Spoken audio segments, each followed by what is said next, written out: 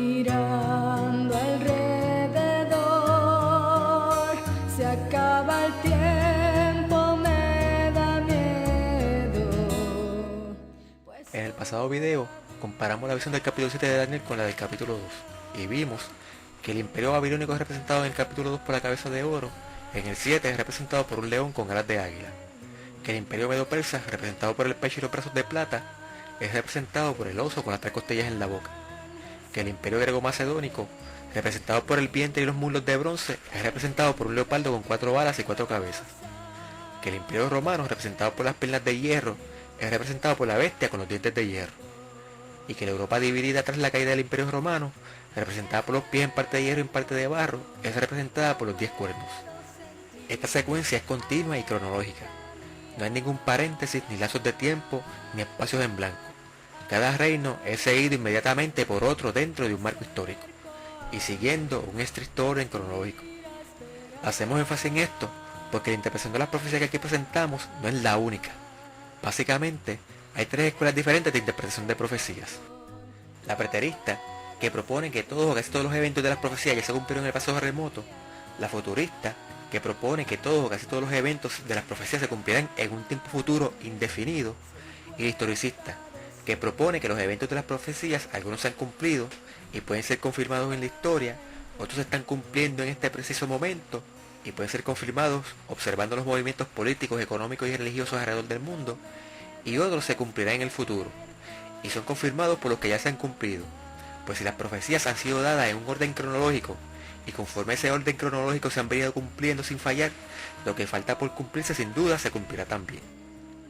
Contra el método historicista de interpretación, que es el que usamos, los métodos preteristas y futuristas alteran el orden cronológico de las profecías, y dan significados arbitrarios a sus símbolos.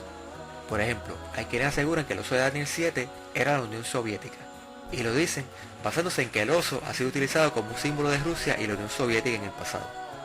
Pero si eso es todo lo que hace falta, entonces, ¿por qué no decir que el estado de California es el oso de Daniel 7? Si caemos en la práctica de dar significados arbitrarios a los símbolos sin ninguna base bíblica, o de alterar el orden cronológico en que son narradas las visiones en la Biblia, caemos en la misma retórica de los que andan por ahí interpretando a Nostradamus y las profecías mayas. Cuando entremos a explicar la profecía del capítulo 8 de Daniel, hablaremos un poco más sobre las escuelas futuristas y preteristas. Y según vayamos avanzando en estos estudios, ustedes verán el porqué de las llamadas escuelas futuristas y preteristas. Por ahora, solo recalcaremos la continuidad cronológica de las profecías. Interpretaciones que alteran el orden cronológico o que crean lapsos en la continuidad de las profecías de tiempo simplemente no merecen nuestra confianza. Vayamos ahora a lo que nos compete en esta sesión. Leamos nuevamente la segunda parte de la explicación del ángel. Entonces tuve deseo de saber la verdad acerca de la cuarta bestia, que era tan diferente de todas las otras, y espantosa en gran manera, que tenía dientes de hierro y uñas de bronce, que devoraba y desmenuzaba y las obras hollaba con sus pies. Y también acerca de los 10 cuernos que tenía en su cabeza, y del otro que había subido, delante del cual habían caído 3, el mismo que tenía ojos y la boca que hablaba grandezas, y su apariencia era grande más que sus compañeros. Pues vi que ese cuerno hacía guerra contra los santos y los vencía, hasta que finalmente vino el anciano de muchos días y pronunció juicio a favor de los santos del Altísimo. Y vino el tiempo, y los santos poseyeron el reino. Y me dijo así: la cuarta bestia será un cuarto reino en la tierra, el cual será más grande que todos los otros reinos, y a toda la tierra devorará, pisoteará y despedazará. Y los 10 cuernos significan que de aquel reino se levantarán 10 reyes, y tras ellos se levantará otro, el cual será mayor que los anteriores, y a 3 reyes derribará, y hablará palabras en lugar del Altísimo, y a los santos del Altísimo quebrantará, y procurará mudar los tiempos y la ley, y serán entregados en su mano hasta tiempos y la mitad de un tiempo. Pero luego se sentará y le quitará su señorío, para que sea destruido y reinado completamente y para siempre, y para que el reino, el señorío y la majestad de los reinos debajo de todo el cielo, sea dado al pueblo de los santos del Altísimo, cuyo reino es reino eterno, y todos los señoríos le obedecerán. Hasta aquí llegó aquella plática, y a mí, Daniel, me asustaron mis pensamientos y mi semblante se deprimió, pero guardé el asunto en mi corazón. Ya vimos que la cuarta bestia representa al Imperio Romano. Ese es el cuarto reino, que sería más grande que todos los otros reinos, y a toda la tierra devoraría, pisotearía y despedazaría. El Imperio Romano va a ser el imperio más poderoso y de mayor duración en la historia de la humanidad. Y no solo eso, todos los reinos y gobiernos que han pretendido u ostentado alguna grandeza, hasta llegar al más nuevo, los Estados Unidos de Norteamérica, han mirado a Roma como un modelo a imitar, pero el Imperio Romano no duraría para siempre. Aunque algunos opinan que el número 10 está implícito en la profecía del capítulo 2, en la frase los dedos de los pies, aquí en el capítulo 7 se dice claramente que los 10 cuernos son 10 reyes que surgirían de lo que antes era el Imperio Romano. Ahora, hay quien pudiera pensar que esos 10 reyes son una sucesión, pero nada se dice en el pasaje que pudiera siquiera insinuar tal cosa, sino que los 10 reyes parecen más bien ser contemporáneos unos con otros, y el cuerno pequeño es el único que parece surgir después que los primeros 10 reyes se hubieran ya establecido. ¿Quiénes son estos 10 reyes? Y en sus postrimerías, el Imperio Romano fue dividido en dos, la parte oriental y la parte occidental. Y ya vimos que el Imperio Romano en Occidente lo sucedieron los reinos formados por las diferentes tribus bárbaras.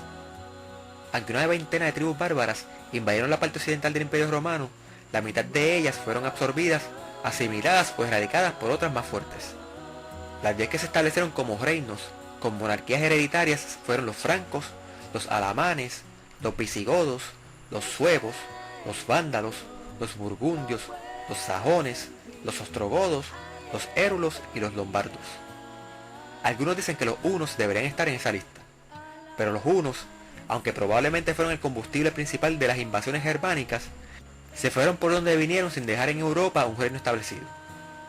De entre esas 10 tribus bárbaras que mencionamos, surgiría el mundo moderno tal y como lo conocemos hoy día, pero también surgiría el anticristo. La profecía esboza claramente que 3 cuernos, o sea, 3 reinos, serían quitados del medio para dar paso al cuerno pequeño, el cual crecería hasta ser más grande que los otros cuernos. Cuando vamos a la historia, vemos que de los 10 reinos formados por las tribus bárbaras que mencionamos, hay 4 que dejan de existir. Pero de esos 4, hay 3 reinos que tenían algo en común, y era la religión de sus monarcas y el pueblo.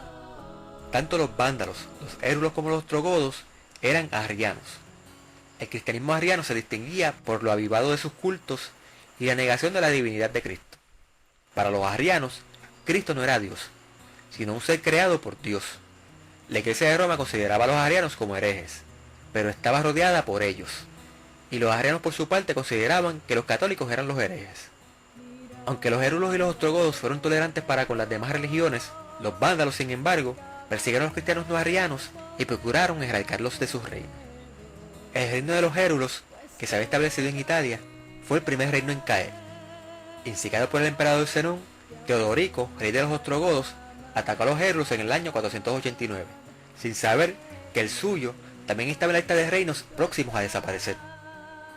En el 493, Odoacro, rey de los érulos, se rindió, y poco después fue asesinado, e Italia se convirtió en parte del reino ostrogodo. El primer cuerno había caído.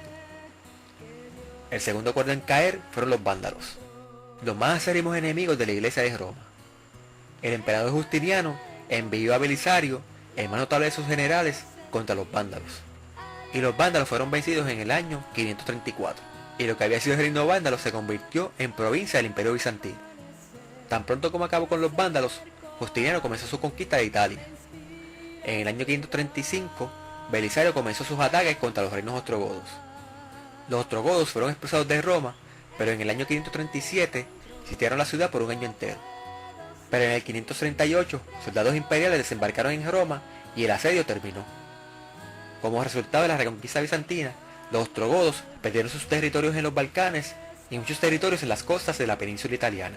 Y aunque no desaparecerían aún del panorama, e incluso volverían a intentar reconquistar Roma, pero sin éxito, el año 538 marca un momento importante en la historia y la profecía, pues a partir de ese año, el obispo de Roma quedaría en libertad para consolidar su poder, no solo como cabeza de la iglesia, sino como poder político capaz de desafiar y aún dominar a los reyes.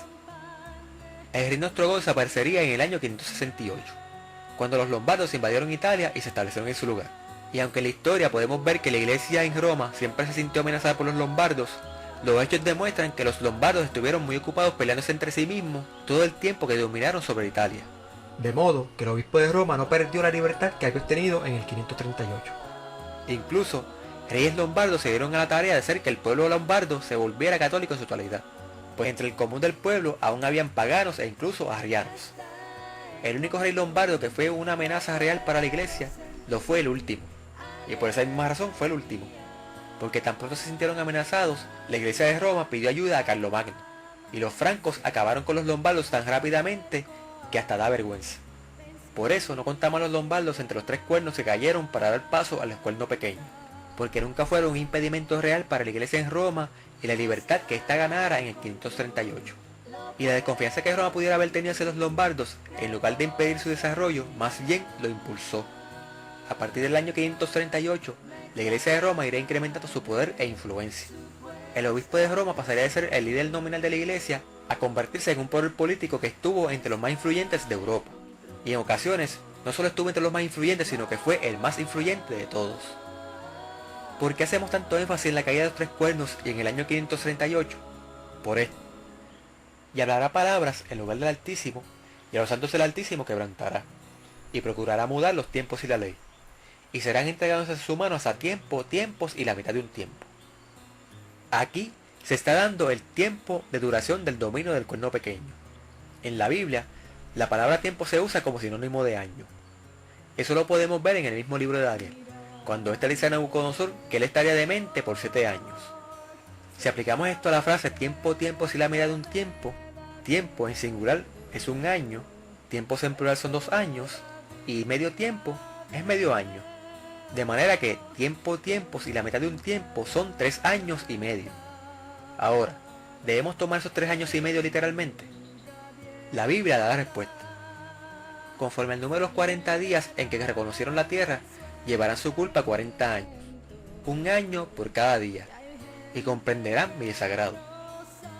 Cumplidos estos, te acostarás sobre tu lado derecho, y llevarás la maldad de la casa de Judá 40 días.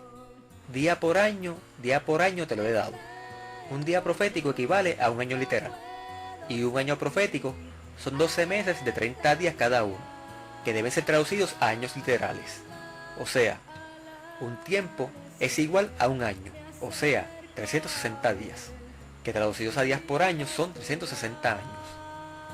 Tiempos es igual a 2 años, o sea, 720 días, que traducidos de días a años son 720 años. Y medio tiempo es igual a medio año, o sea, 180 días, que traducidos a días por año son 180 años. En total, 1260 años. Ese es el tiempo exacto durante el cual el cuerno pequeño dominaría.